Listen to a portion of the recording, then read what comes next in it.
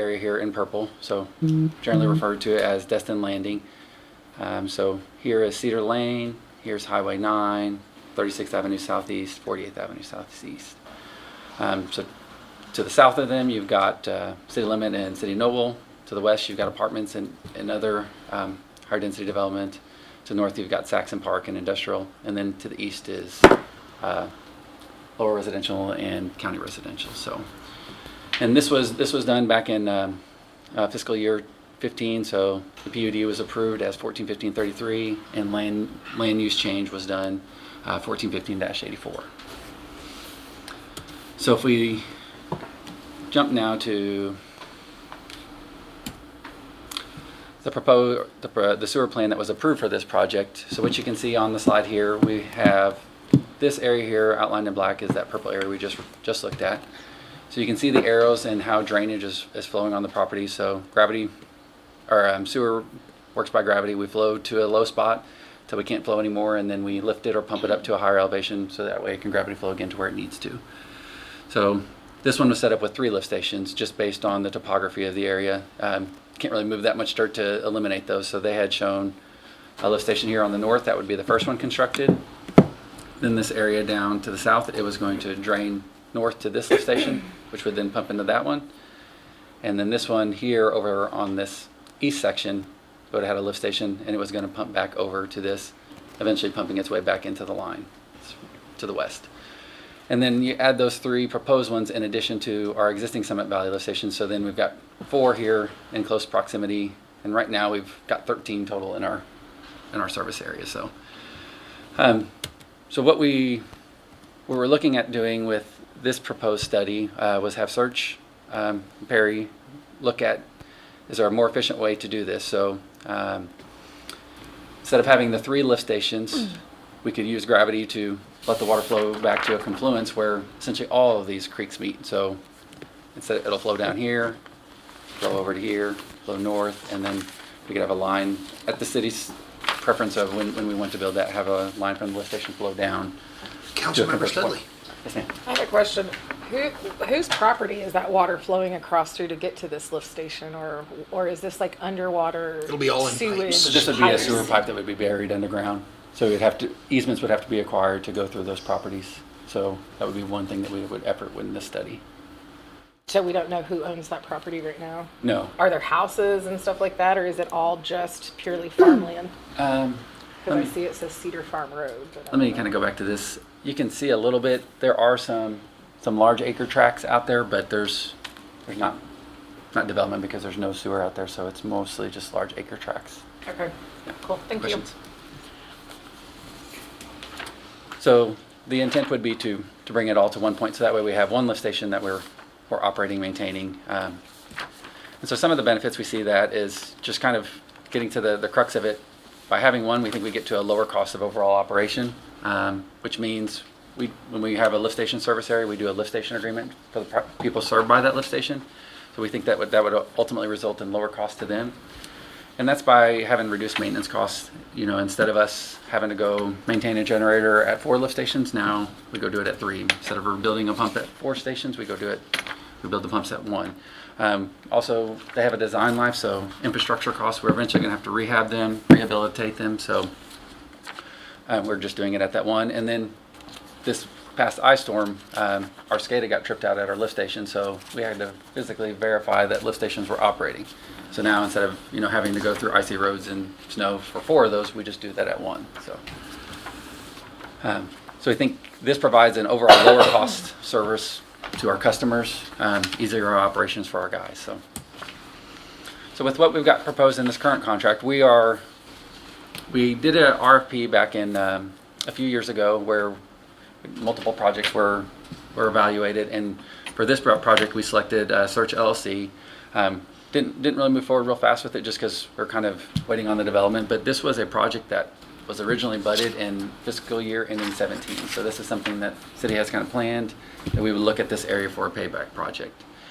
So what we're going to have Search do is they're going to look at the lift station, evaluate the sizing of it, and how we can phase it to make sure it's operating for the level of development as occurs, because not all that gets built out immediately. It will happen over time, so we need to make sure we're accounting for that. look at where's the best way to go for our gravity lines and our force mains, best tie-in locations. The initial study is for $30,000, and then if it's deemed that we want to continue to move forward, we could look at doing an amendment to include design efforts to build the station. One thing we want to make sure we point out is this project is funded entirely from Fund 322. So those are excise tax funds. So those are funds that we get when someone builds a new commercial building. We estimate what's the sewer flow going to be generated for that, and we charge them a fee for that. So these are funds that are collected as development's occurring, additions are being built on houses, things of that nature. And then lastly, we see this as something that would be a payback project, but we're not sure exactly what the mechanism is for that. If you think about the approved plan that the developer would have had, he's probably going to have to build a lift station and some force main. So we might look at having some initial costs be paid by them up front, but then have them pay back some as development occurs as well. So we're not putting it all on them up front. So kind of in conclusion, this is the contract that we have on the agenda tonight. So we wanted to kind of give you guys some background before you see it for approval. So we'd like to move forward and complete this study with search, look at potential sites for where we might site the lift station based on their study, and then come back to you guys kind of when that study's done and make sure you guys are in agreement or don't have any concerns, and decide how we want to move forward. With that, I'd be happy to answer any questions that you may have. Councilmember Foreman? How big is the lift station? Like, how much land would you need? That sort of thing. That's a good question. It's not.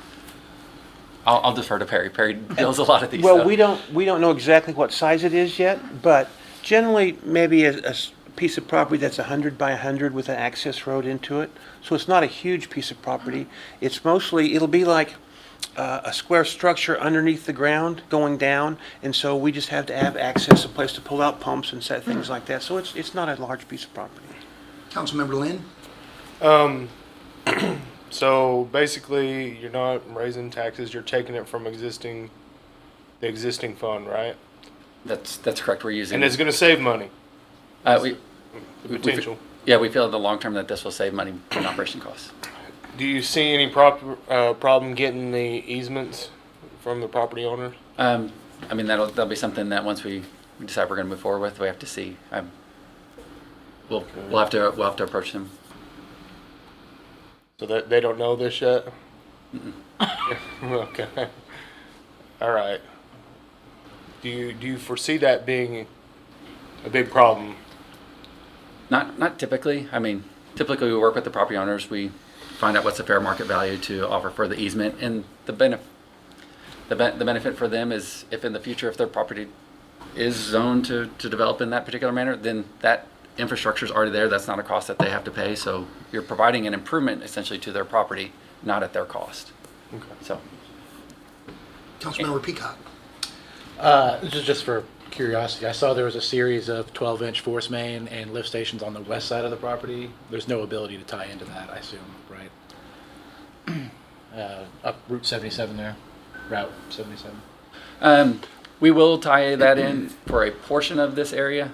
This small section here will gravity flow down to this existing post oak lift station, Okay. and we'll get service through there.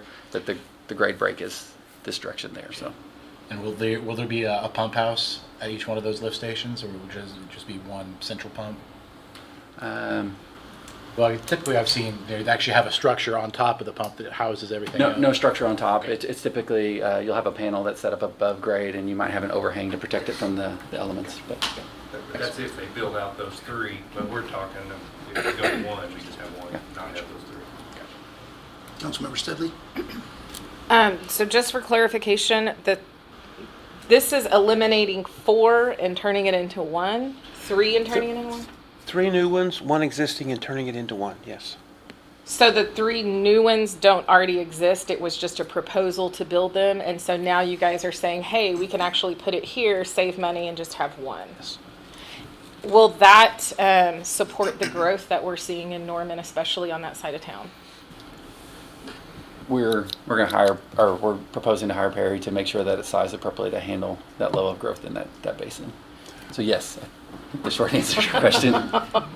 I mean, I know we all see the growth, especially in that area, and how the kind of sprawl is going. And I'm just concerned that if we reduce it to 1, is this like a more powerful station, or what's the difference? Yes. Okay, the 3 that we have proposed already on the east side of the property, they can do about 1,700 gallons a minute, and Okay. they serve just the Destin Landing. The new one, just ballpark figures from just what we're doing, it's gonna be more like 6,000 gallons a minute, so it's gonna be 3.5 nice. times as bigger. Destin Landing is 860 acres, but the new location will allow you to serve about 2,400 acres. It's actually 2,900 acres, but some of it is already served, and some of it is in the floodplain and a few things like that. So for the same approximate cost or less, you get, instead of just the 860 acres, you get 2,400 acres, and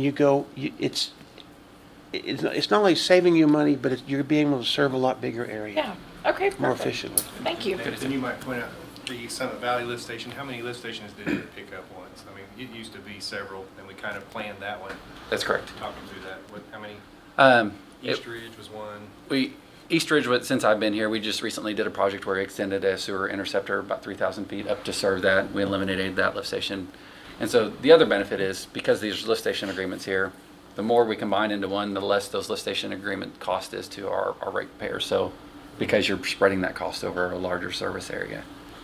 So yeah, this is kind of the plan to, we have lift stations that are there for a intermediate period of time until we get to a further point downstream, until we decide that that's the limit of development. So Any other questions? Gentlemen, much appreciated. Okay. We will proceed down this path with a single lift station solution, and we'll be bringing you items for your approval in the not too distant future. thank you all for your time. Thank you. Thank you. Got it. There it goes. Next item, we begin executive session. Want to make sure he's up here first. Absolutely. There we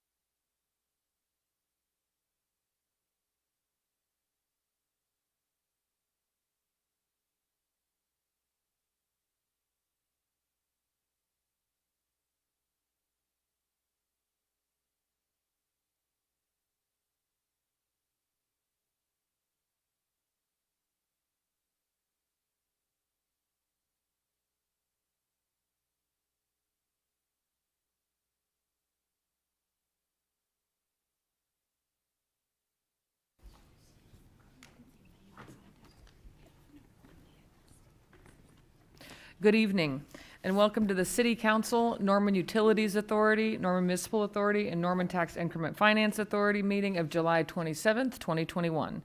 Madam Clerk, will you please call the roll? Councilmember Studley? Here. Councilmember Schuler? Here.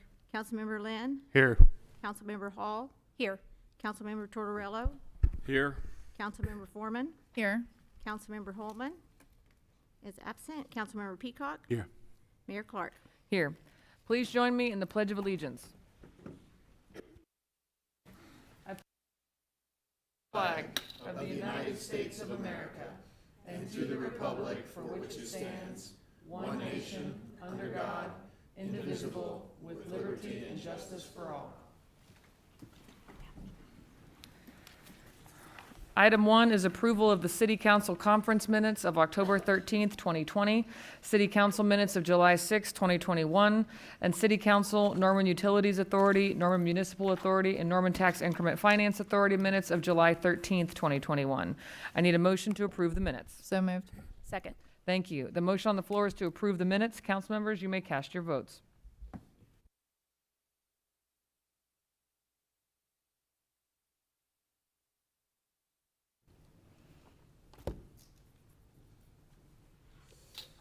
All votes have been cast and the motion is approved unanimously. Thank you. Item 2 is a proclamation of the mayor of the city of Norman, Oklahoma, proclaiming the month of July 2021 as Lakes Appreciation Month and the week of July 26th as Love Your Lake Week in the city of Norman. I need a motion to acknowledge receipt of the proclamation. So moved. Second.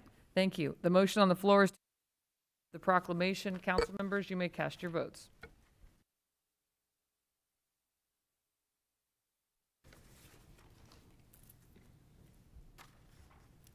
All votes have been cast and the motion passes unanimously.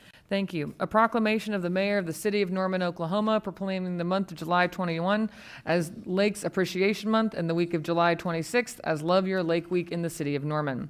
Whereas Oklahoma's landscape is home to more than 200 lakes and reservoirs with more miles of shoreline than the Gulf of Mexico and Atlantic Ocean shorelines combined. And whereas these bodies of water are among Oklahoma's most valuable natural resources. And whereas Oklahoma lakes and reservoirs and their beneficial uses play an important role in Oklahoma's history, growth, and financial well-being. And whereas Lake Thunderbird provides a large source of fresh water for drinking water, irrigation, energy, recreation, scenic beauty, and habitat for wildlife. And whereas Oklahoma's lakes and reservoirs improve the quality of life for our residents, and it is crucial to protect them for future generations.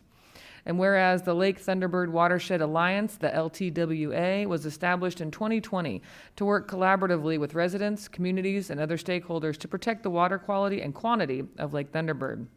And whereas the LTWA is working in cooperation with a wide variety of partners, including Lake Thunderbird State Park, Thunderbird Sailing Club, the City of Norman, and other surrounding cities to educate the public about the lake and its watershed.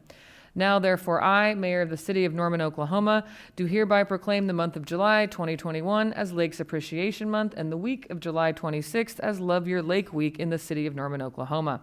And I invite all citizens to join me in this special observance and also participate in some of the cleanup events, which I'm sure we'll hear more from. Dr. Carrie Evenson, our Stormwater Program Manager, please come down to accept the proclamation and say a few words. Amanda Nairn, please join us as well. All of you, come on down.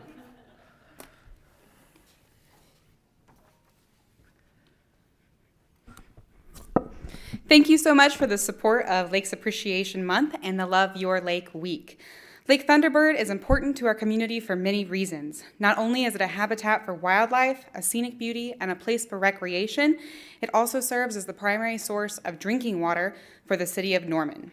We hope that the Love Your Lake Week will serve as a reminder to appreciate this precious resource we have in our community and also bring attention to the fact that our actions within the watershed have an impact on the health within our lake. As mentioned in the proclamation, the Lake Thunderbird Watershed Alliance's mission is to work collaboratively with residents, communities, and stakeholders to protect the water quality and quantity of the lake while also serving as a clearinghouse for the watershed-related implementation projects, research, and education. We are excited to share with you today that we have 2 events coming up this week to honor Love Your Lake Week. First will be a educational workshop at the Norman Central Library at 6:30 p.m. on Thursday. The title of this workshop is Low Impact Landscapes for Your Lake. We will be covering what a watershed is, why it's important, different things that we can do in our watershed to help that, along with landscaping techniques that protect and improve our lake. Additionally, this Saturday at 9 a.m., we will have a cleanup event at the Griffin Disc Golf Park and Sutton Wilderness Park. We'll meet at 9 a.m. and meet at the pavilion across from the dog park. Volunteers will have the opportunity to have a direct impact on the watershed as we clean up these two parks. Hope to see some of you guys at both or either of these events. If you would like to learn more about the Lake Thunderbird Watershed Alliance, please visit our website at ltwaok.org or visit our Facebook page for more information. Thank you so much again for your support, and I hope you have a very happy Love Your Lake week. Thank you, ma'am. And can you please tell us your name? Courtney DeKalb-Myers. Courtney, come on up. Thank you. Nice to meet you in person. Thank you so much.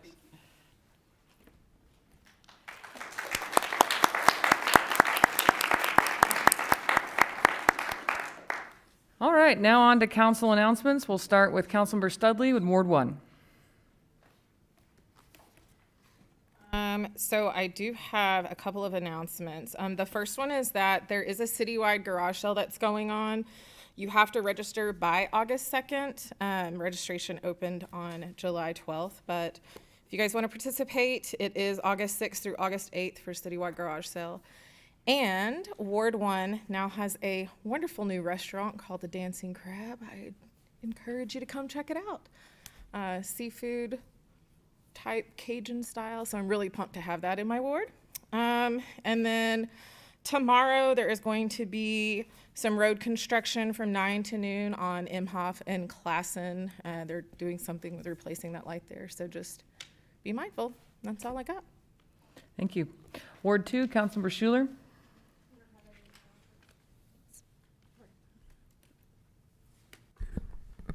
I don't have any announcements. Thanks. Thank you. Sorry.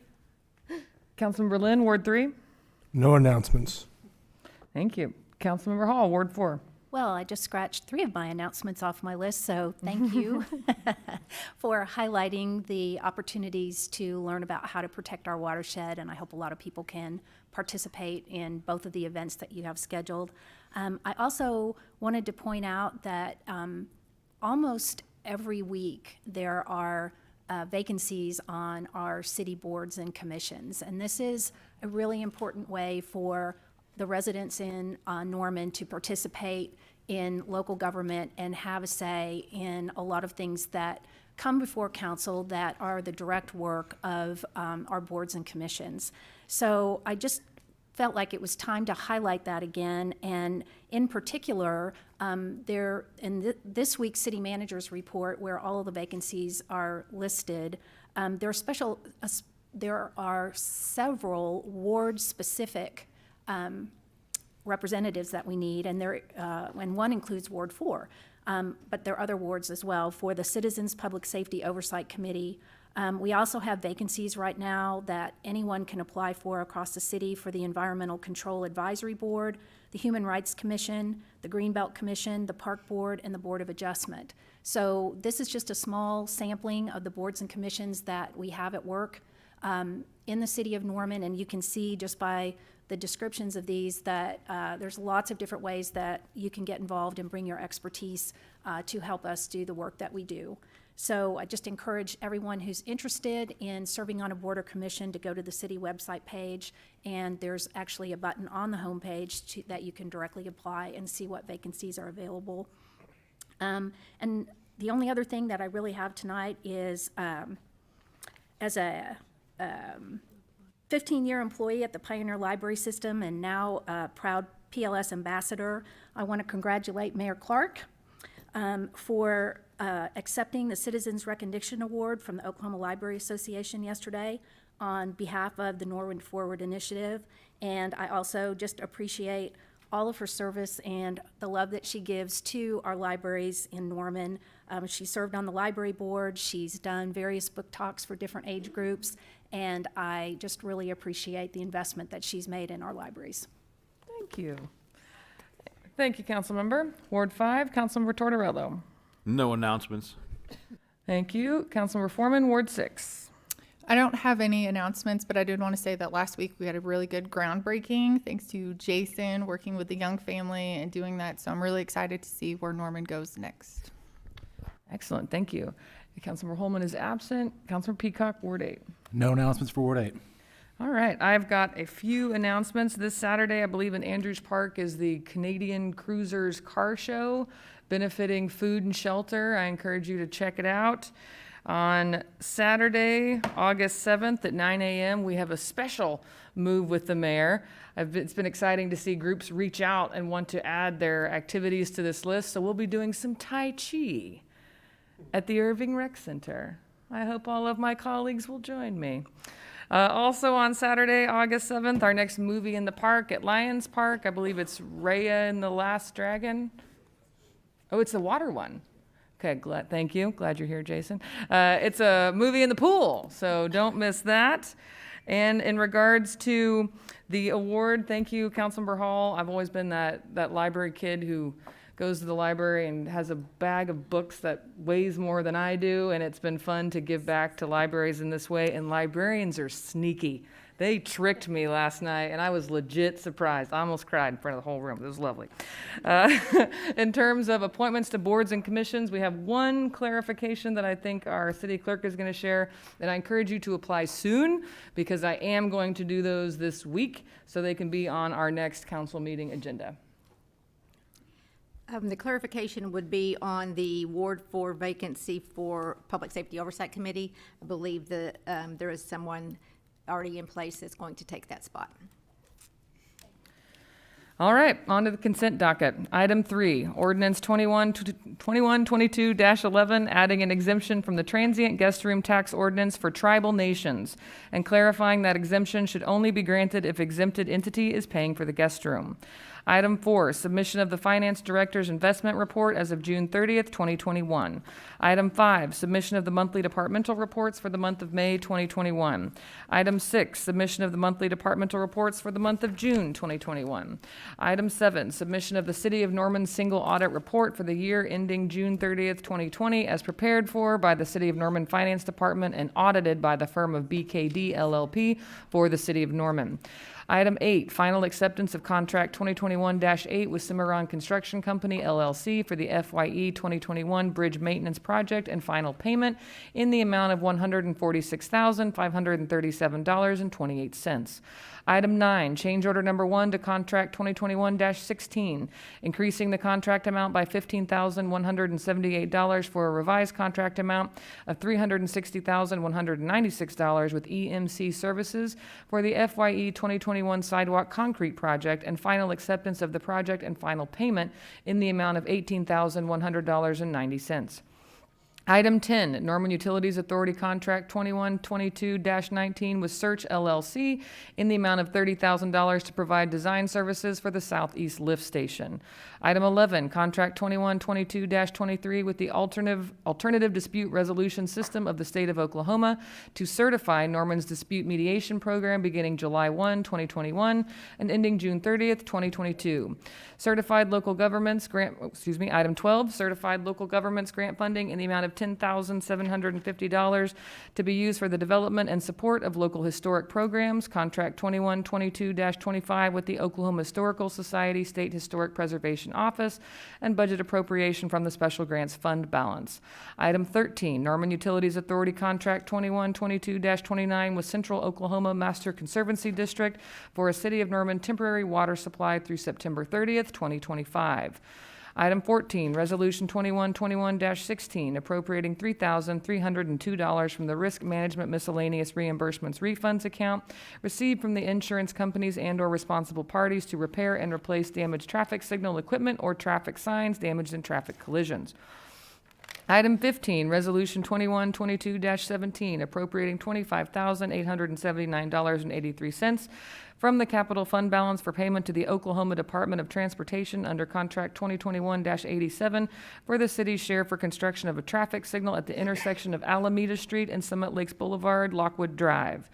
Item 16, Resolution 2122-18, appropriating $4,653.24 from the reimbursement citizen sidewalk account for the citywide sidewalk and curb reconstruction project 50/50 program. Item 17, Resolution 2122-19, authorizing the city manager or his designee to submit, execute, and file an application on behalf of the city of Norman with the United States Department of Transportation to aid in the financing of planning, capital, and/or assistance projects, and authorizing the city manager or his designee to execute policies in connection with the project's budgets and procurement needs. Item 18, Resolution 2122-22, authorizing the Norman Municipal Authority, NMA, to seek financing proposals in connection with the issuance of the NMA's Room Tax Revenue Note, Taxable Series 2021.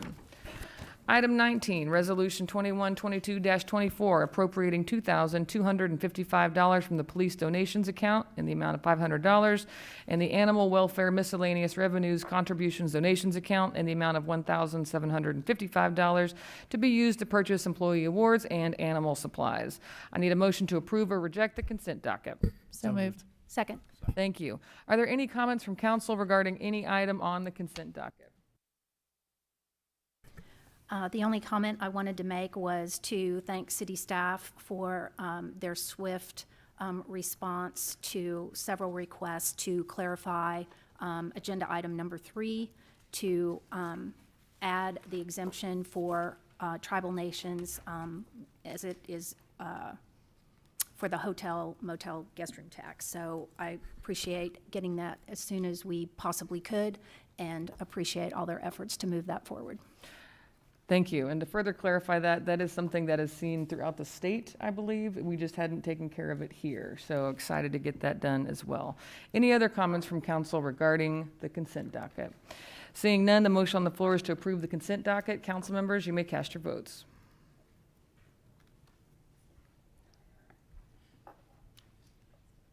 All votes have been cast and the consent docket passes unanimously. Thank you. We are now off consent. On to item 20, ordinance 2021-46 upon second and final reading, rezoning property located on the north side of Tecumseh Road, 1/4 mile east of North Porter Avenue from A2 Rural Agricultural District to PUD, Plan Unit Development District. I'll entertain a motion to adopt or reject the ordinance on second reading, section by section. So moved. Is there a representative for the applicant to make a presentation? Good evening, council members. Yes, Sean Rieger representing the applicant in this case. Nice to see you tonight. I'll try to be fairly brief tonight. So I think we have a couple items for you that will move fairly routinely, I hope. This is the first item. This is called Pine Creek Addition. This is in Ward 6, just on the north side of Tecumseh Road, just east of Porter Avenue. You see the subject track right there on the screen. This is Porter right over here on the left, and that's Tecumseh right across the bottom there. The zoning and the 2025 maps, I always like to show these. This shows you what the current 2025 is. The 2025 is the adopted master plan of our community, and by colors it shows us what the community adopted in the year 2004 to say what they wanted it to look like in the year 2025.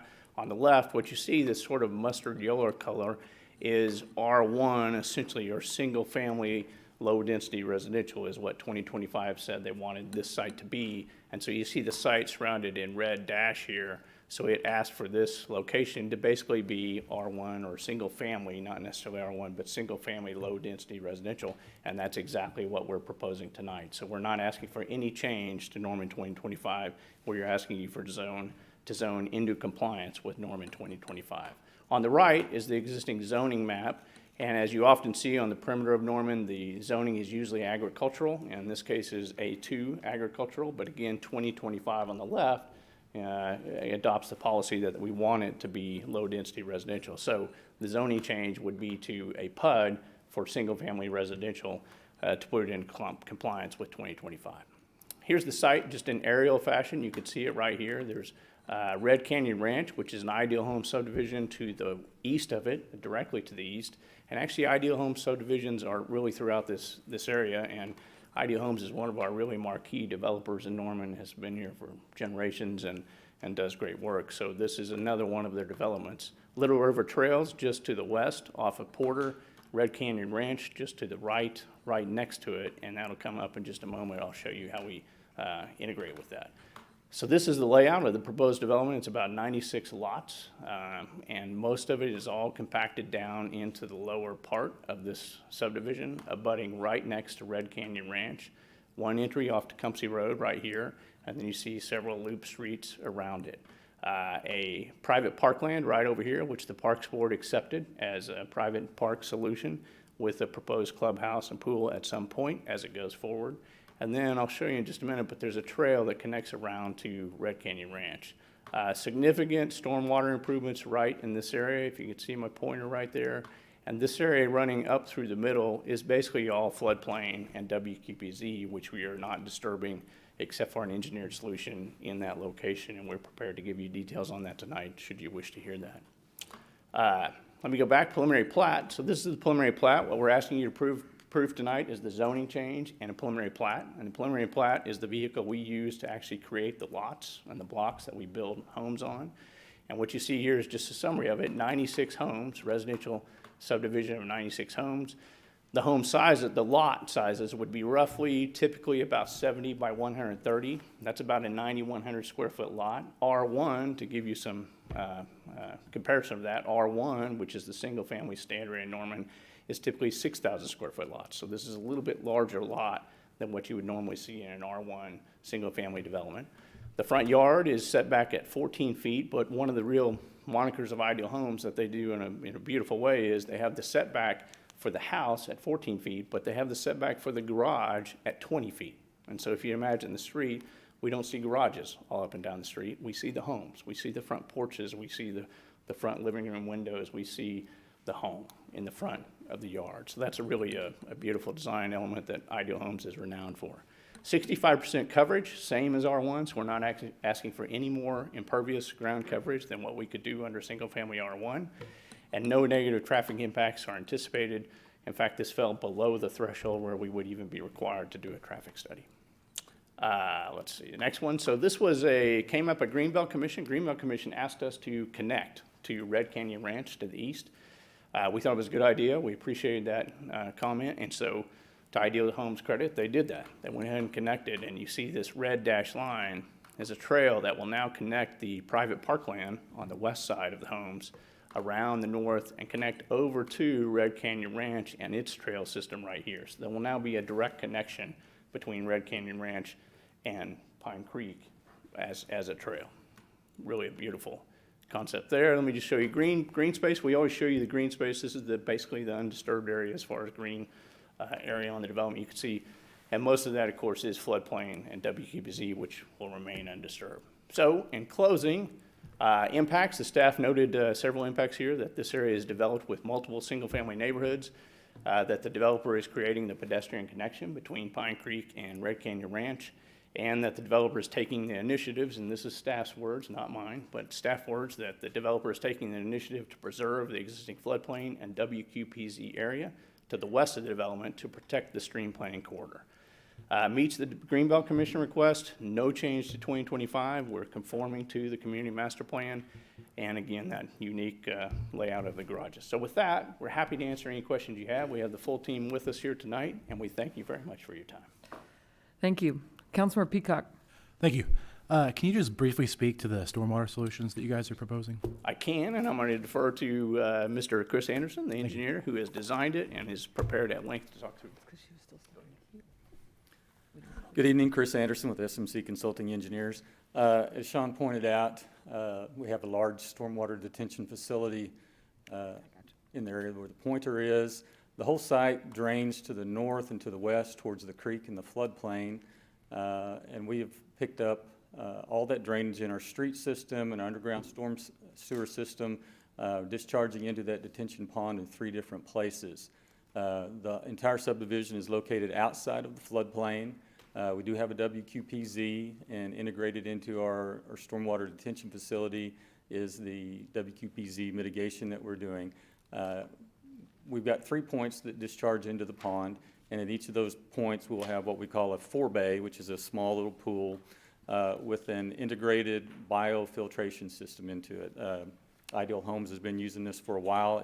It's actually a system called Focal Point, and this company has a proprietary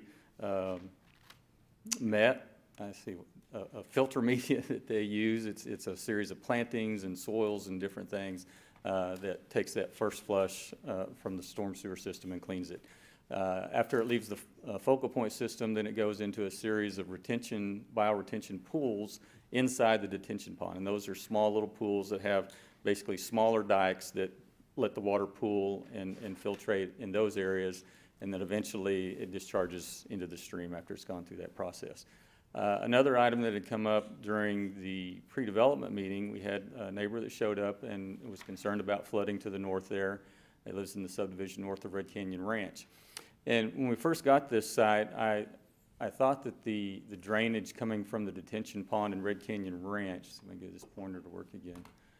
This is a detention pond right here in Red Canyon Ranch. And I thought when that discharged that it was flowing northwest over towards the creek.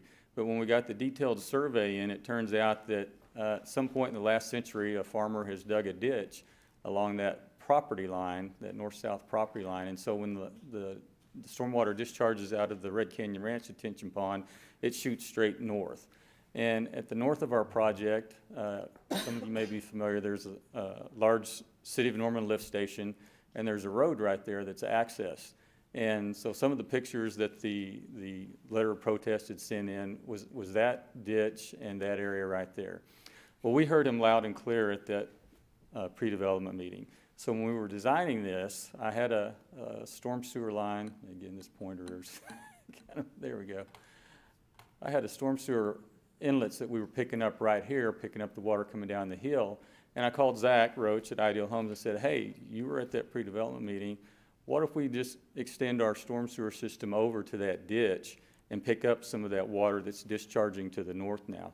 So I was real excited to be able to talk to you tonight, because normally I just get to say, well, we're detaining our site and we're not causing any other problems, but we're not necessarily helping anything downstream. But in this case, we actually are helping that situation downstream. So we'll be removing a lot of that water that runs to that ditch and to the north and routing it back over through our site where it went initially before the farmer dug the ditch up through there. Thank you. No, I just want to commend you on actually looking at the adjacent properties and also accounting for the first flush. I think that's something that's often overlooked, and that's, how we get fertilizers and really bad things in our drinking water. So again, very much appreciated. Thank you. Councilmember Foreman. You answered all of my questions, so thank you. Councilmember Hall. Well, first of all, I just wanted to thank the applicant for following the suggestion of the Greenbelt Commission. I think that'll be a trail system that everybody will enjoy. I also was going to address the stormwater mitigation plan, and I'm just so pleased to hear that not only you have a robust plan, but that you also did take into consideration the comments from the pre-development meeting.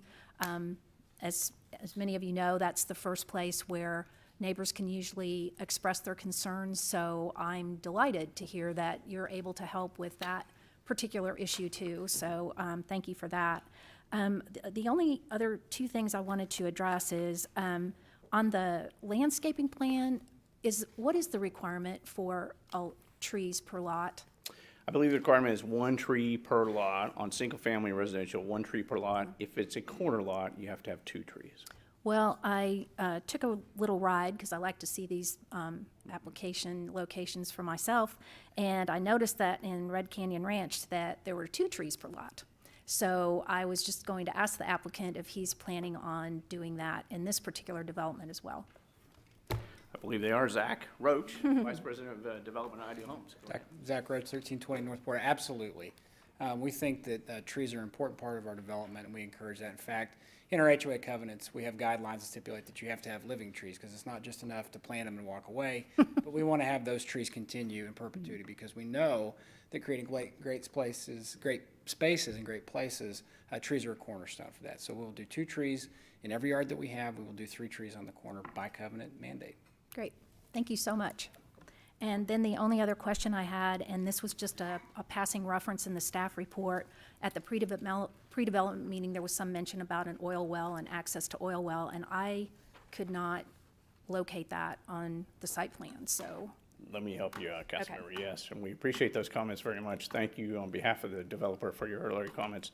There is one oil well right off to the left. If you can see the pointer, and this pointer is a little bit wonky right there. There is an oil well that will not be affected. It will not be within the 125-foot radius that oil well bores need to be within habitable structure. So it won't be an issue in this matter. And so all the safety concerns will be addressed. Correct, and it will be screened significantly with landscaping and fencing. Okay, thank you. You're welcome. Seeing no other questions from council, this is an opportunity for members of the public to make comments regarding this item. Madam Clerk, are there any? Seeing none, are there any final comments from council regarding this item? Seeing none, the motion on the floor is to adopt the ordinance on second reading. Council members, you may cast your votes.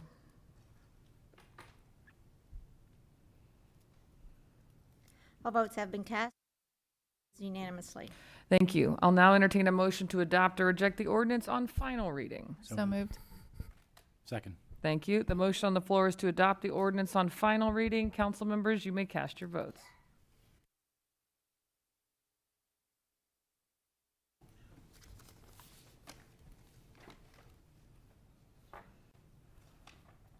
All votes to adopt the ordinance upon final reading passes unanimously.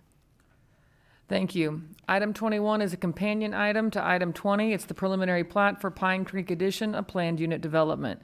I'll entertain a motion to approve or reject the preliminary plat. So moved. Second. Thank you. As mentioned, this is a companion item to the previous item. Questions from council regarding this item?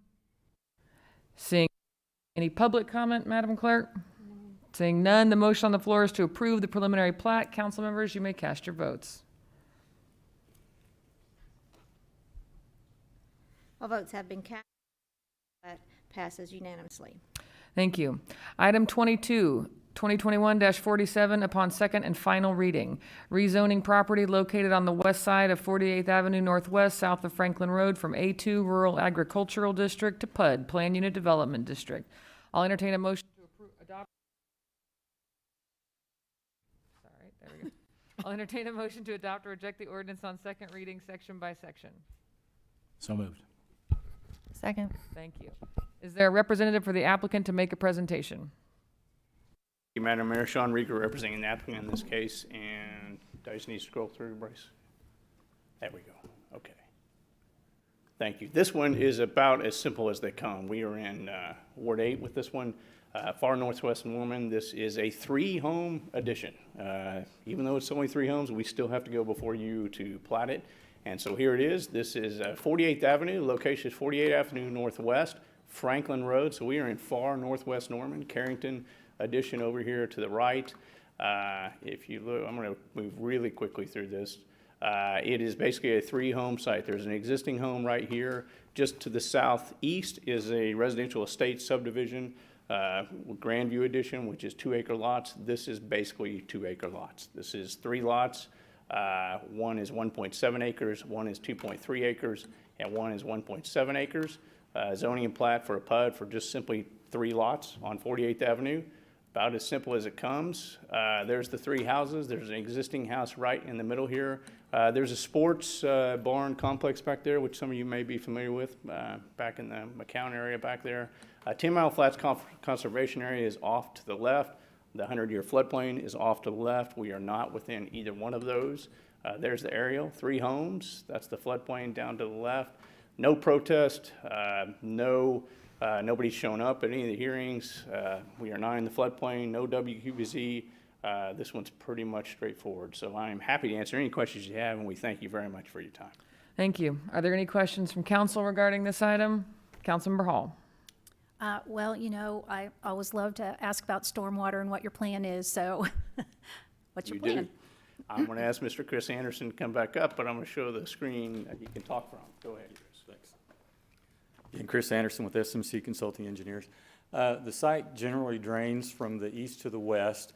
There's an existing swale that kind of runs between the sports barn and that property, and it comes south and then eventually makes its way back over this way towards the floodplain. So what we've done, we're providing an easement, an off-site easement for a detention facility, basically in the same location as the existing ditch is. So all of that water drains to that swale and then down into the detention facility, discharges over here and eventually down toward the floodplain. Thank you. The only other question I had was in Exhibit C of the PUD under allowable uses. You address the accessory buildings, and one guest house may be utilized provided it is clearly a secondary to the larger main dwelling. The structure is not rented or leased nor used as a permanent dwelling and is not a mobile home. And then the second use is short-term rentals, and I just didn't understand what the distinction was of not leasing or renting, like which structure is which, and is that in conflict? I don't believe it is, Councilmember, but we tend to take these languages when we put in the exhibits of allowable uses. We usually incorporate it from the body of the ordinance of RE, Right. and so I believe that's where that came from. Okay, so what's the intention? I think intention is just to provide flexibility when we do the allowable uses to carry in the incorporated language from RE or R1, whichever subdivision we're doing. Okay. We try to just keep flexibility. I will tell you in full candor that the McCown family lives immediately adjacent to this, so I think you will see a careful watch over the uses that are put into Okay, this location. I was just curious because it says in one that you're not going to rent or lease, and then the other you allow for short-term rentals, so. Okay, thank you. Seeing no other questions from council regarding this item, this is an opportunity for members of the public to make comments regarding this item, Madam. Nope, okay. Are there any final comments from council regarding this item? Seeing none, the motion on the floor is to adopt the ordinance on second reading. Council members, you may cast your votes. All votes have to adopt the ordinance upon second reading, passes unanimously. Thank you. I'll now entertain a motion to adopt or reject the ordinance on final reading. So moved. Second. Thank you. The motion on the floor is to adopt the ordinance on final reading. Council members, you may cast your votes.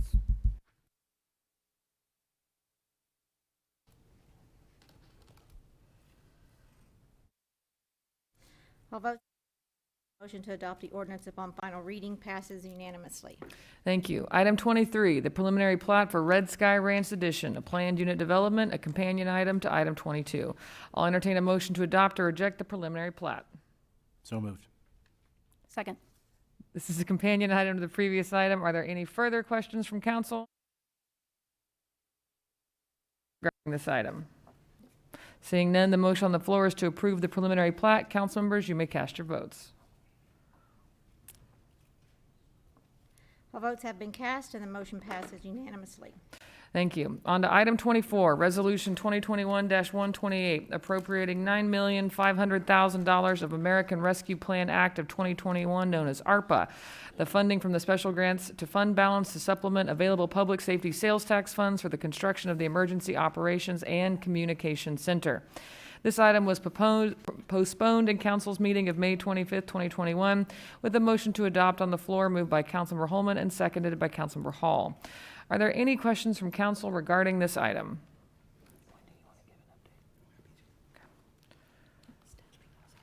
Councilmember Studley. I have a few questions. So I thought it was 9 million. Why is it now 9.5? I believe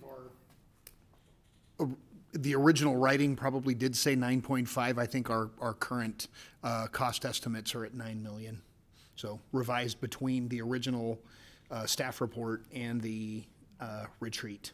So we just carried it forward exactly as it was originally posted, so.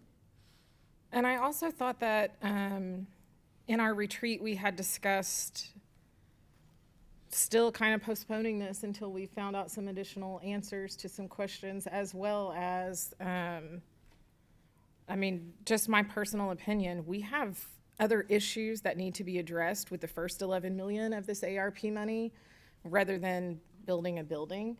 I understand the need for this building completely, but I don't think that this is the appropriate time to do this. So what were some of the things that you found out? So what we discovered at the direction of council, we made contact with Cleveland County in search of interest in participating, having the city of Norman provide dispatch services and maybe their participation in the development of the dispatch function of the complete EOC. It was brought to our attention that the city of Moore in the last 2 years developed a similar facility. They built their EOC with adequate dispatch capacity and then contracted with Cleveland County to provide dispatch service for Cleveland County and the city of Moore out of Moore's new facility. So those two potential agencies will not be in search of becoming our customers or participating in this particular opportunity.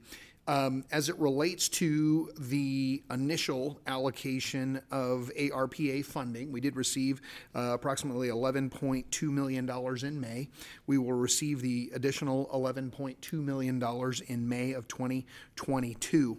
In this particular instance, for this particular use, we do have bond proceeds on hand from a bond issued out of public safety sales tax.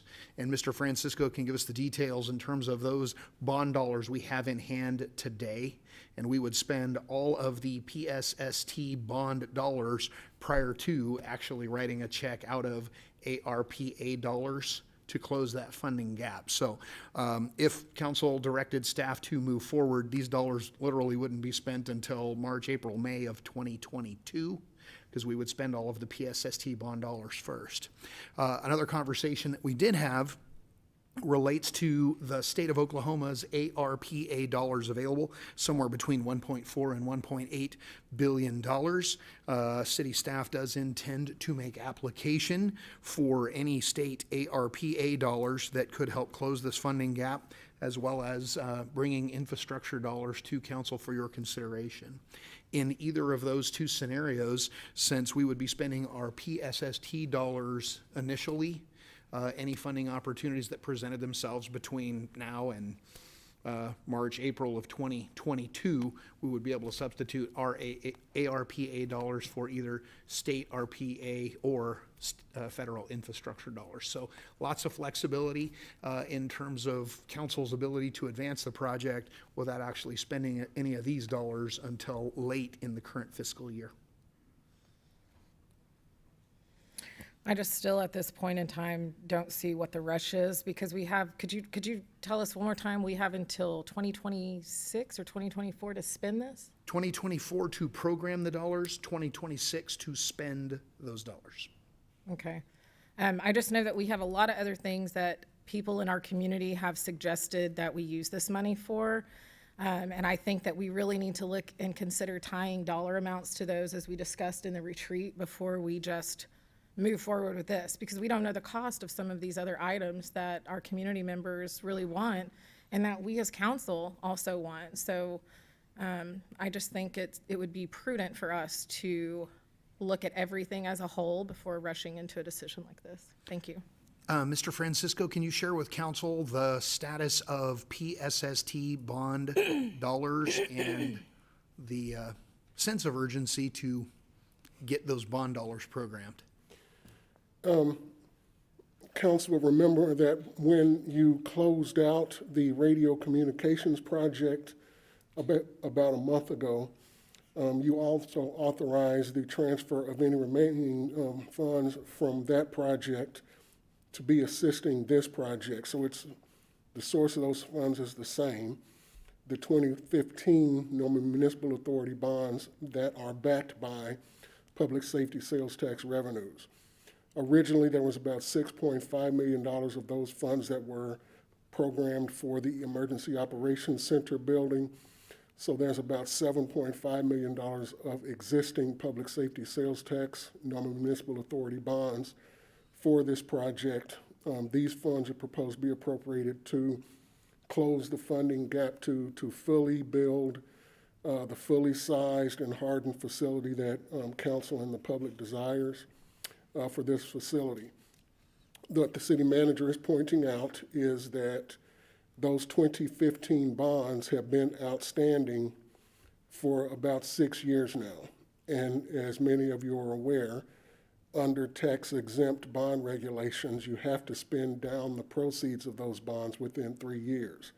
So we are past that deadline, and we need to spend those funds down to reduce the risk of questions of arbitrage capabilities for those outstanding proceeds that have been outstanding for too long. So we're trying to get those bond funds spent down for the purpose that was originally intended as quickly as possible. It's just that you can't contract to build a $15 million building when you have $7 million available. You have to appropriate all of the funds that you estimate are going to be needed for the project. So that's what's proposed here. We hope that we won't have to spend all of the money that you're appropriating here. We hope that we won't have to spend all of the PSST funds, but we certainly do think that we will have to build the building at the scope that is desired and intended. You said we're 3 years past the deadline of when we should have already spent that? Yes. So what's the penalty for not spending it? If we're already 3 years, what's another 12 months to wait or 6 months to wait? Under the arbitrage guidelines, basically, I'll give you some history. When the tax exempt bond regulations were originally passed in the 1980s, what cities were doing was issuing tax exempt bonds and then investing those bonds at a higher interest rate than the tax exempt rate that had to be paid to repay the bonds. The difference between those two tax rates is called arbitrage, and they would never build anything at all and just bank that interest in that arbitrage profit.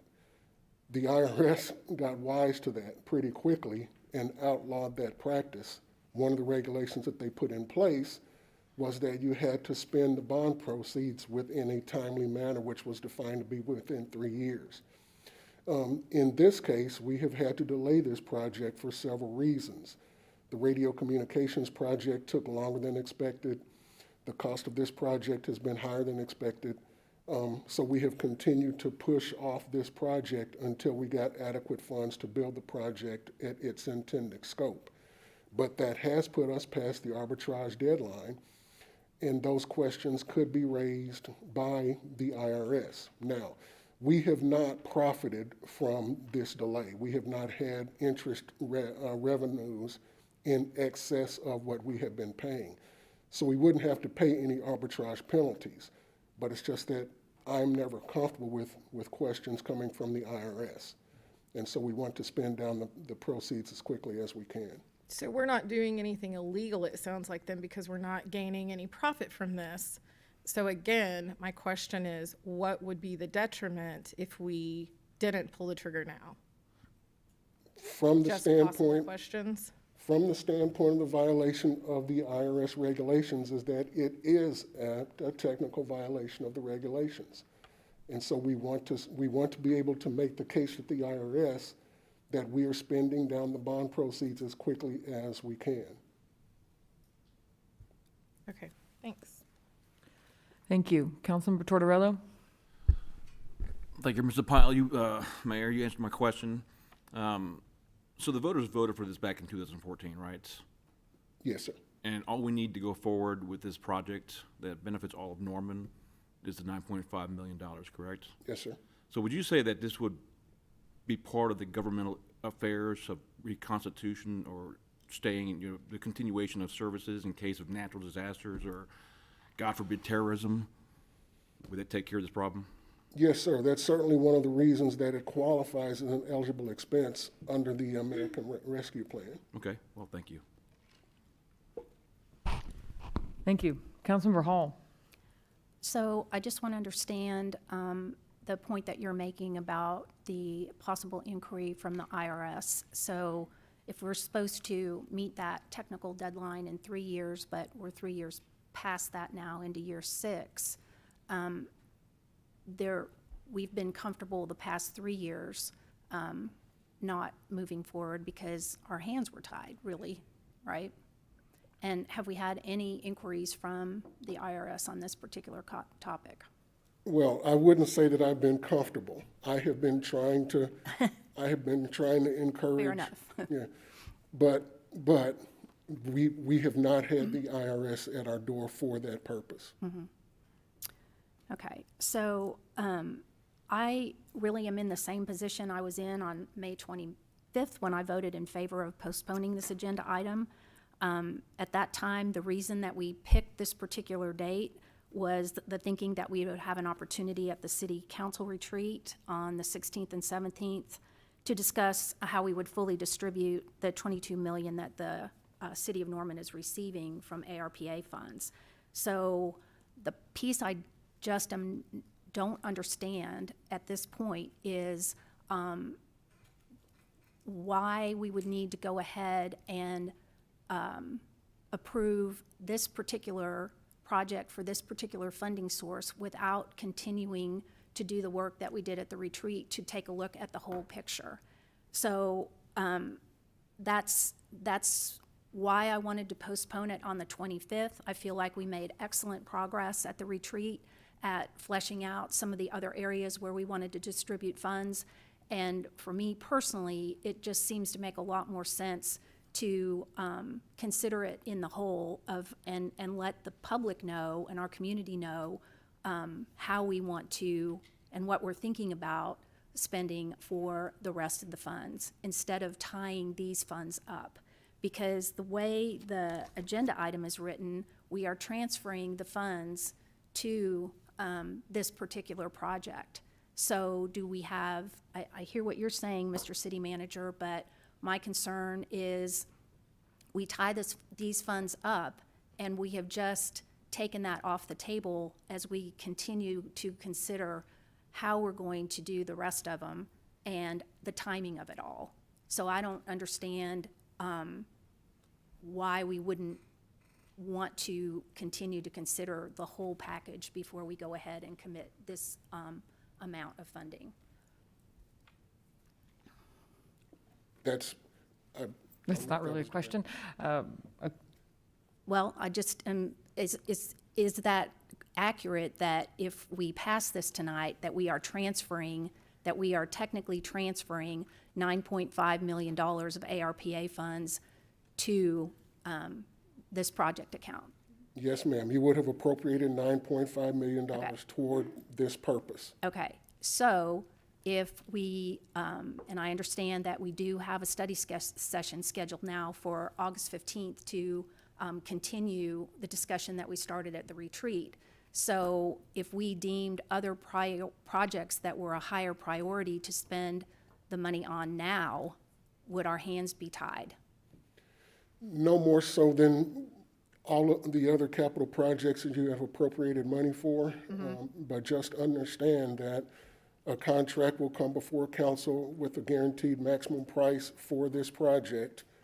And you would have been at that point under contract to move forward with this project. So yes, to the extent that additional funds became available, you could transfer these funds to some other project. Or if you didn't need it for this purpose, you could transfer funds to another project, but you would have appropriated it for this purpose. Okay. I think that's all I have for now. Councilmember Hall, I just wanted to clarify for the record, it would be August 17th for a study session. I'm sorry, what did I say? Yeah, the 15th. Oh, sorry. Which would be a Sunday. Yeah, thank you. And we're with you whenever you need us, but. Yeah, I'm not coming on the 15th either, so thank you for the clarification. But that is what we're doing, right? Yeah. Okay. Okay, thank you. Councilmember Lynn. I'm not sure the correct person to direct this question to, but is the current dispatch station ADA compliant? It is not. So if somebody with a disability wanted to apply to be a dispatcher, would we have to deny them because of their inability to work in the current location? We would not be able to accommodate several types of disabilities in our current facility. Is that a liability for the city? It could be potentially. I don't know that in the scenario of hiring, if our inability to accommodate necessarily means we'd be liable for that, but that is a consideration that we need to consider as we move forward towards accessibility in all of our facilities. And this new facility will be ADA compliant, correct? Yes. All new construction projects are ADA accessible. And then another concern, this isn't just for fire, we have IT solutions going into this, correct? Yes, there is a hardened facility as a component of the Emergency Operations Center to make sure our servers, and other hardware that I don't even know the names of would be protected in the event of severe weather activity. And where on our south campus, what is our housing for the IT? It may be, I see Mr. Tim Powers, and he'll actually tell you with some authority. I'm thinking it's at North Base. Is some at South Base too, in much older facilities. Mr. Powers, can you address where our off-site IT infrastructure is housed? Yes. Good evening, Council Mayor. Tim Powers, I am the IT director. I don't like answering that question because I don't want people to know where those things are for obvious reasons. We do have 2 centers here. You can imagine where one of them might be because we're in that land right now. But the hardened facility is something we don't have right now. And we see this as something to be very important.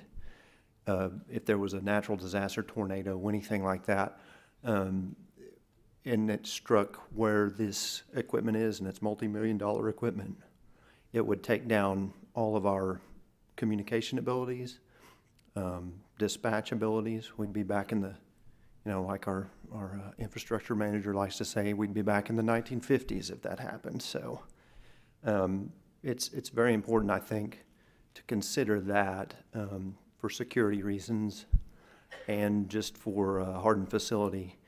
It would be a generator building so that, if the way this was originally designed, I think the generator had to be removed, and you really can't run any IT operations if you don't have electricity, which would be the case in a natural disaster. So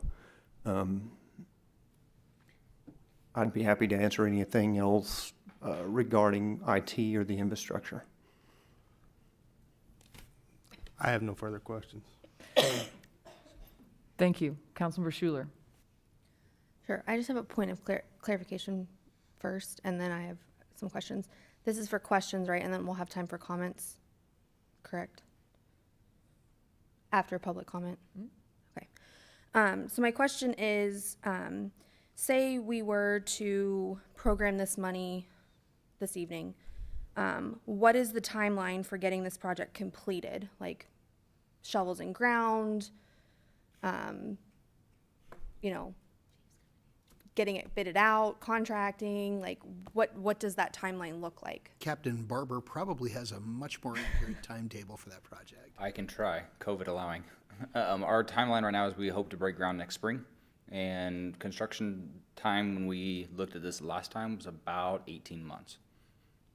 Obviously, there's some factors that come into that when we get closer to actually getting in the dirt, but our timeline right now is about 2 years. Okay. And so it was my understanding that we haven't bidded this out completely yet, right? Like we don't have a contractor, we don't have, so like we still have work to do to get to that point. Correct. We have not gone to bid. We were up to that point when we got the estimates from the prior process and realized we were way out of the scope. Okay, so that's where this amount is coming from, Yes, right? ma'am. Like the total amount that we need and the gap, which is 9.5 or 9, which is, a little fuzzy. And we would bring you that contract back awarded with an amount not to exceed. Okay. Yeah, okay, I think those are my questions. Thank you. Councilmember Foreman. Your city manager, it's still going in Ward 6, right? Yes. Yes. Okay, that's what I care about. Mr. Francisco, can I ask you a question, please? So talking about being a little bit delinquent on spending our bonds, does this hurt us in the future? Any penalties for that for not spending? The IRS is saying we're not good stewards of our money. Is this harmful to us at all? If we were actually cited, yes. Because again, the question would be raised about all of our outstanding tax-exempt bonds, not just this one. But we have been an excellent steward of our funds. We would have a pretty good explanation about why the project was delayed, but we don't want to continue the delay because that explanation gets weaker and weaker over time. Okay, that's my question for you. I would just state that the last decade almost I've worked at a police department, and I know what it's like to be in a bad dispatch space. It's a police officer, fire, medical hazard. It's a safety issue for the public and for the employees. If we didn't have, COVID, there was no COVID, we wouldn't have these funds, but we've had COVID, and this definitely qualifies for the spending. And with the senior center, I was really passionate about just getting that done as quickly as possible, and we had the funds, and I was very fine with doing that. And I feel the same way about this. So if we have the funds available to us, and this is something that impacts our entire city, then I'm ready to vote on it in favor of it tonight. Thank you. Councilmember Peacock. Thank you. Mr. Francisco, sorry to ask you to come back up here again. Yep. Really, I just want to know how much of a factor do rising construction costs play into making a decision to move this forward tonight? Uncertainty, but rising construction costs obviously have impacted on this project already. We hope that construction prices will be at the estimated engineer's cost now, but in the near term, we don't think the prices are going to go down. We think they go up. So we want to move the project along as quickly as we can. And Mr. Francisco, just to make sure we're covering this piece, there is recognition. We're watching a conversation that Oklahoma City is having in terms of utilizing ARPA dollars to complete similar projects. And it was noted that if you had a project in development prior to the pandemic, the federal government had recognized that it had dumped a lot of money into the system that did have an impact on construction cost. Cost went up as a result of all the money in circulation.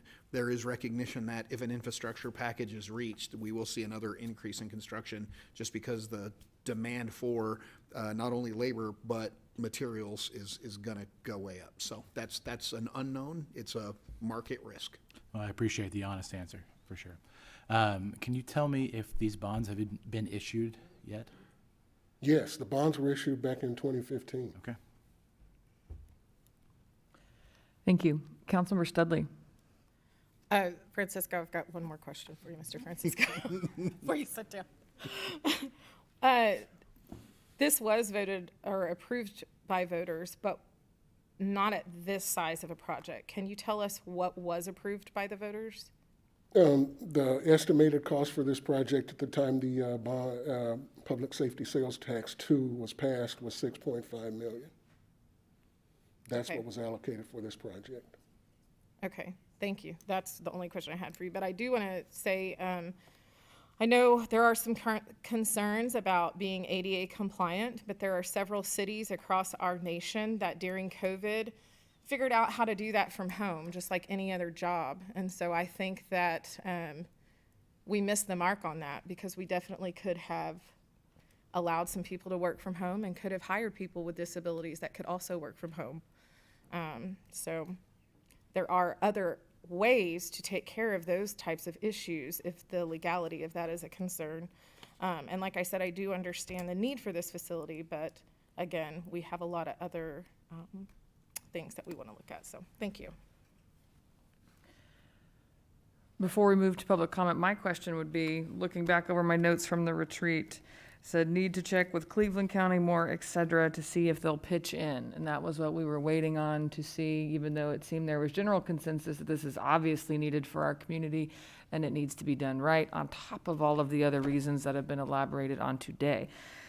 Mr. City Manager, who is et cetera? What were we waiting on? I think the pursuit of additional state resources and or federal infrastructure dollars, and we did discuss at the retreat, the ability to advance the project and then substitute dollars that may make themselves available to us sometime between now and the end of the fiscal year are absolutely at your discretion. So those aren't decided yet. The ones we were able to confirm, we have confirmed, and now we can play the waiting game with a much-needed facility in our community, or we can go ahead and commit it and get the process moving forward. And if those funds do work out, will we be able, as you stated, to move them out quickly and get that funds back into our ARPA account to be distributed for other purposes later? Well, before the 2024 deadline to reprogram, yes. Thank you. This is an opportunity for members of the public to make comments regarding this item. Madam Clerk, are there any public comments? Yes. The first one would be Kathy Cox. Okay. Jorian Jewell.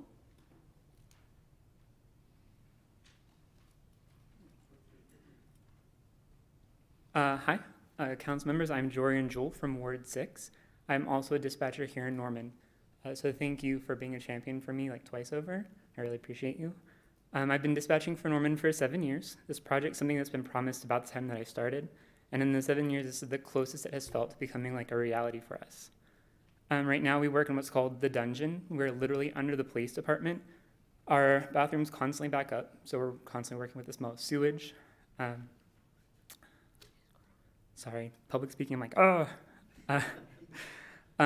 We have to park our cars across the street at Andrews Park and in the middle of the night walking across the street just hoping that we remain safe. Our workstations are dilapidated, sometimes held together by tape and a prayer. 23 of us share a single microwave and a single fridge with a small locker room.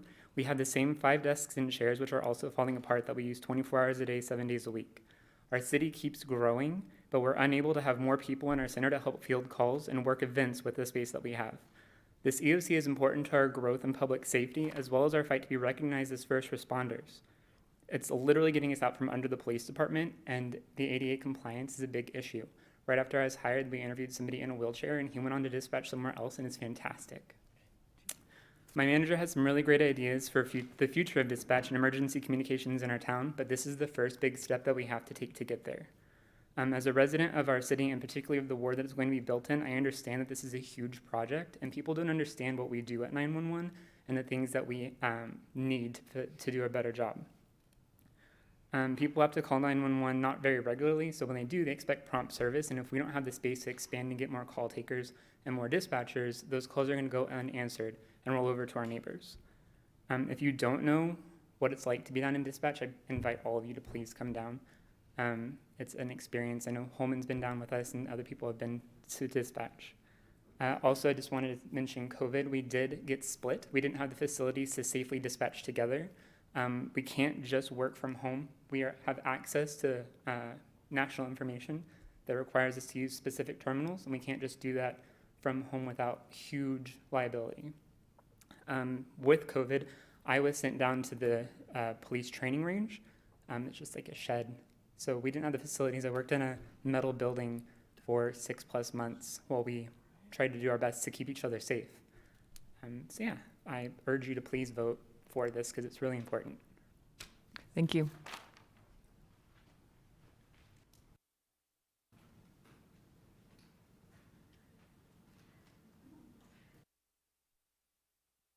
Okay, I'm so sorry. Dan Munson.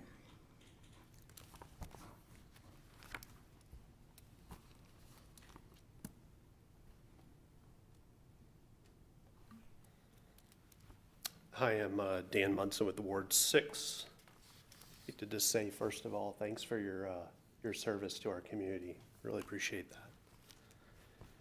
Every 60 seconds that pass, chances of surviving heart attack drops by 10% without CPR or defib. After 4 minutes, brain damage begins.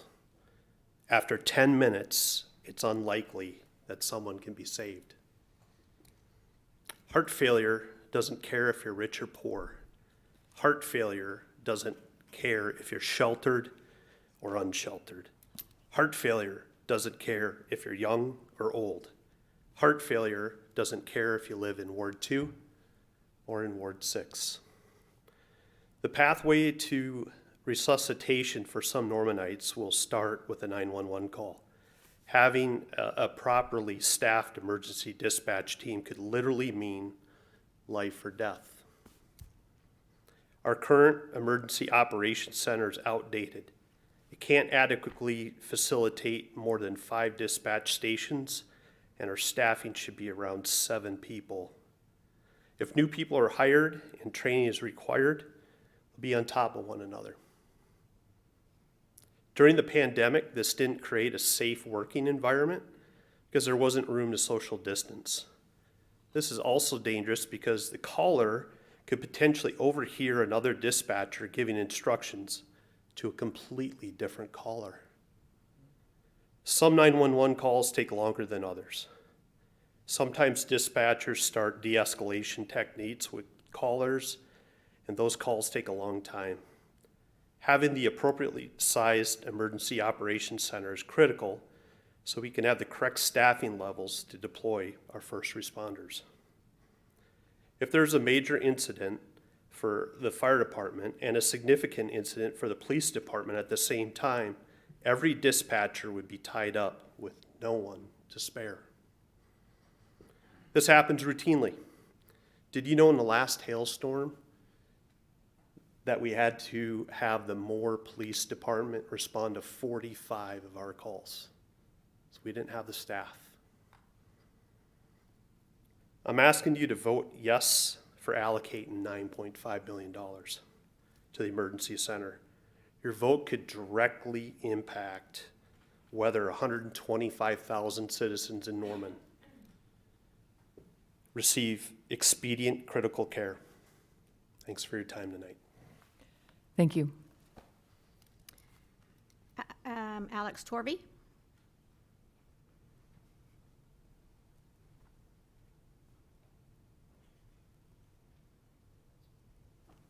Mayor and council, thank you for your time, and Councilmember Foreman, I appreciate your comments, and I believe that's a majority of what our ward would want you to vote for. We hear all these stats, which are all extremely important, but I'd like to focus on one stat, that's the toll of human life during a natural disaster event. Throughout the years that we lived in Moore, we got to witness firsthand the importance of having the prompt emergency services that can react in a split second in distributing vital resources to save lives. And I think this is something that's very important. And Councilmember Hall, I can appreciate the comment about being 6 years past due, and as being a physical conservative, I think that's more of a reason why we should pass this now instead of keep passing it down the road while we have the resources for this. Thank you for your time. Thank you. Robert Castleberry.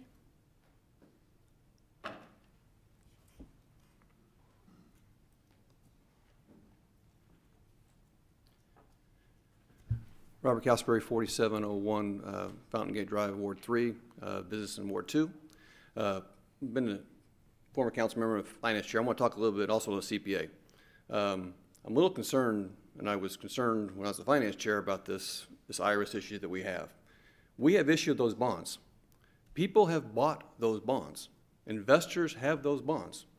If the IRS were to come back and say, I think we have a good case as to why the delay has been right now. This really has been beyond our control because the financing wasn't there for the project. We've got the financing cost that come in there, but based on the comments that have been made tonight, if I was one of the bondholders that was suing or talking to the IRS, you've made a case tonight that you don't intend to go through with the project. Therefore, you don't intend to spend the bond money the way you issued the bonds for. That's a big issue. I don't think you can make that case prior to tonight. So, what happens if the IRS comes back and says, we were okay with the delay because it was kind of beyond your control, that was reasonable cause, which is always an issue they look at, but you don't have reasonable cause anymore. Therefore, those bonds are not tax exempt anymore. They are now taxable bonds. They issue that letter, then all our investors get a letter from the IRS saying, all that interest that you did not report on your tax returns are now taxable. So here's your bill, and here's the penalty and interest. Well, most of these are corporations, banks, finance companies, insurance companies, who have in-house legal counsel, who don't spend a dime on legal fees, but are vigorously going to come back on you guys to pay those taxes, those penalties, and those interest. because you wanted to wait. You wanted to wait till things got better. This is a public safety issue. So I'm very concerned about this IR issue with nothing else to talk about. And I also want to remind that just because you allocate the money doesn't mean you're necessarily going to spend it. We've done this before. On Norman Forward, we had $10 million budget for land for Griffin Park. Then it comes to turn out, we didn't need the full $10 million because we had a lease. So we reallocated $7.6 million to the senior center. So it can be done, and it has been done. And I think once you have this money set aside and appropriated, then you're going to be able to get the construction contract, and you can always refinance it later. Thank you, sir. That is all of our speakers, Mayor. Thank you. Are there any final comments from council regarding this item? Councilmember Hall. So I've said publicly on multiple occasions that I support funding the Emergency Operations Center, and that has not changed. Every resident in Norman will benefit from this investment in enhanced communication capabilities for our police officers, our firefighters, and emergency responders. And to have a facility that can continue to operate during a public health emergency, a public safety emergency, or any severe weather event. So my concerns tonight are not about funding the EOC, but how and when we fund the EOC. Approving this agenda item, we commit $9.5 million of the available $11 million that we have received in our first disbursement of ARPA funds. We receive the other half in May 22, which falls in our current fiscal year. Without having the other needs prioritized, it seems premature to commit this round of funding to long-term project while not considering whether there may be advantages to waiting to commit the funds. For example, just in the last several months, the project cost has increased by over $1 million because of timing and being caught in the middle of record-high construction costs and continuing supply chain disruptions. We've already had a long wait, as we've talked about, for this PSST2 approved project for $6.5 million in 2014.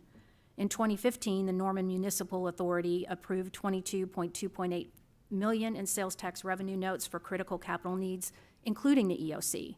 The pre-design process is done. The current estimate to complete the EOC at its full scope is an additional $9.5 million for a total of $16 million, more than double the original estimate in 2015.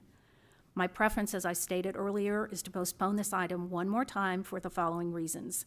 We should be receiving the final report on the guidelines for using the ARPA funds from the Treasury Department in just a few weeks, rather than the interim final report we are operating under right now.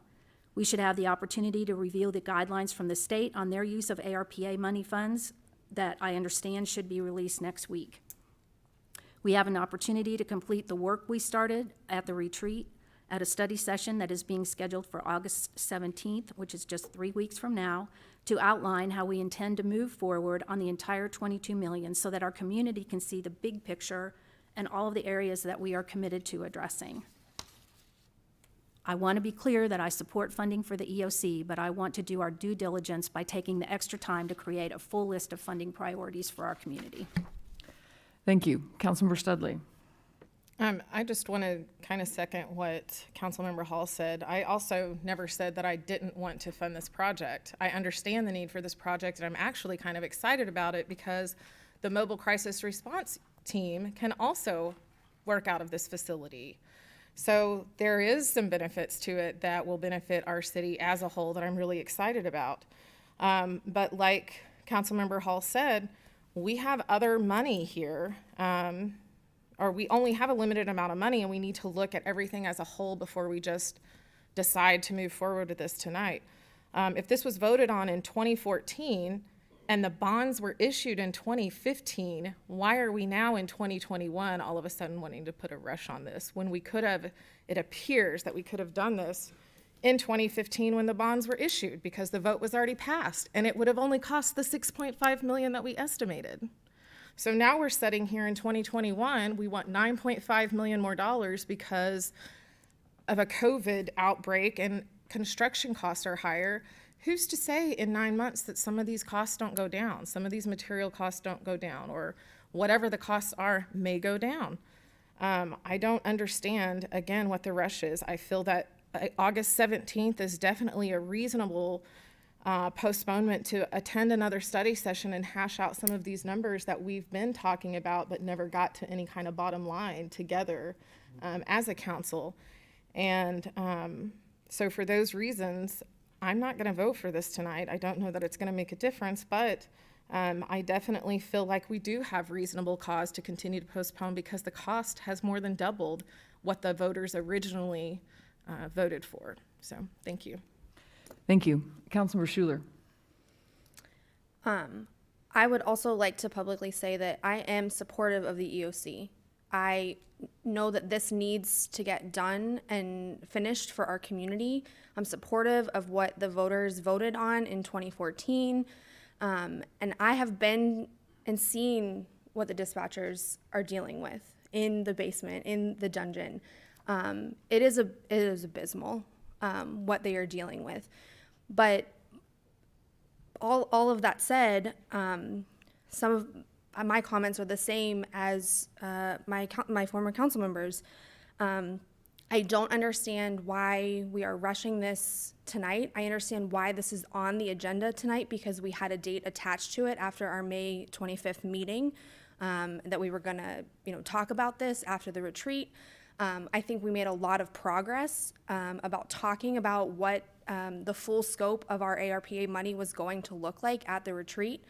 And I would like to see us continue having that conversation. And I'm excited that we have a study session coming up on August 17th. I think that that's where we need to continue this work. We need to have this conversation.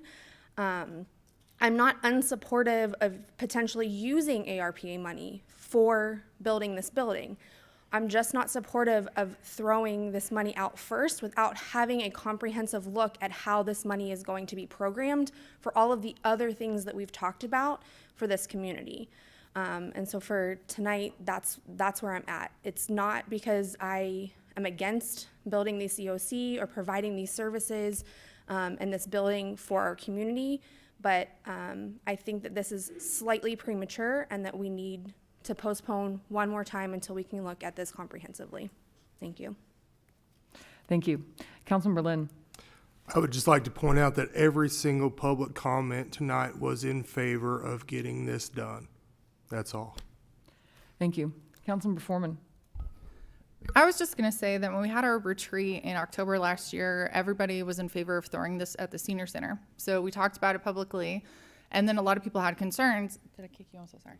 And asked if we could postpone it. So I motioned to postpone, and everyone shot it down. And they threw money at the senior center. And to me, this is a bigger priority than the senior center. Senior center is very high, but this is a public safety issue. So I don't understand why we would keep kicking this can down the road, but we were very quick on the senior center. So that's all. Thank you. For my comments, COVID has been awful. It has been the worst time of my life. People have lost their lives. It has changed everything, a lot for the worse, but some for the better. We have an opportunity to spend millions of dollars in our community and actually live out that dream that I think most elected officials have of leaving Norman better than you found it. We all said at the retreat, we support this, our community needs it. We're tired of building structures that the minute they're done, we have immediate regret that we didn't do it right. We said that we were gonna look for extra funds. For me, the wild cards were Cleveland County and more. It's not gonna happen. Possible opportunities or state funding, that application's not done yet. We have had reasons of why the time is to move forward. We've heard from dispatchers on why it's time to move forward. If we all truly believe in this project, it is time to literally put our money where our mouth is and do the right thing by Norman in terms of public safety, communication, transportation. It goes on and on. For me, this is honestly a no-brainer and one of the best things that will come of the federal funding that has come from COVID. And I am incredibly excited to vote yes on this project tonight. With that, council members, you may cast your votes.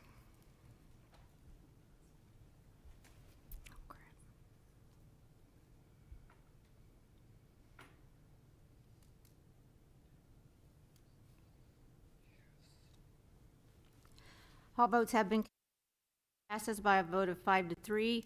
Voting against, Councilmember Studley, Councilmember Hall, Councilmember Schuler. Thank you. Now on to miscellaneous comment. Do we have any signed up for tonight? We do have one. Mr. Munson.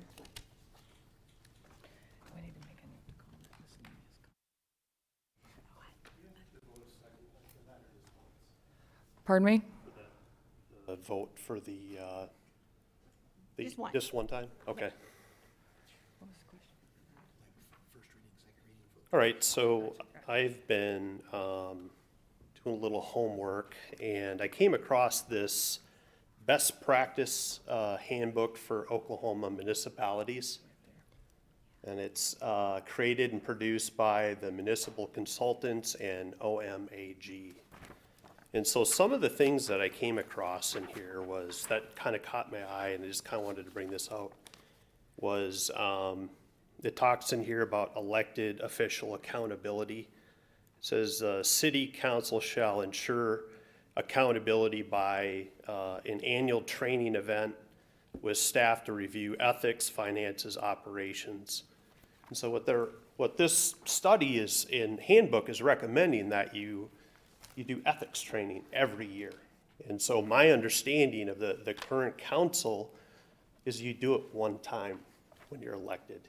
And so if you're reelected, you don't do training again, and you don't do it annually. And a lot of government agencies require you to do ethics training annually. And so I'd like for the city to consider that. I think it's really important. Another item that was identified here is code of conduct of council. That's reviewed annually by council and readily available for council reference. I think that's important. And it talks about council conduct with the media. And so one of the things in here, it says the best advice for dealing with the media is to never go off the record. And so it just says, you know, the city spokesperson should be the one that's given comment to the city. And one thing that I've noticed is sometimes on the council, they're given opinions about active lawsuits. Unsolicited opinions about active lawsuits. I think that's a really, really bad practice. I think if there's any active lawsuit against the city of Norman, that no one should talk to the public about it except for Ms. Walker or her staff or the city spokesperson. I think we're putting our city at unnecessary risk by doing that.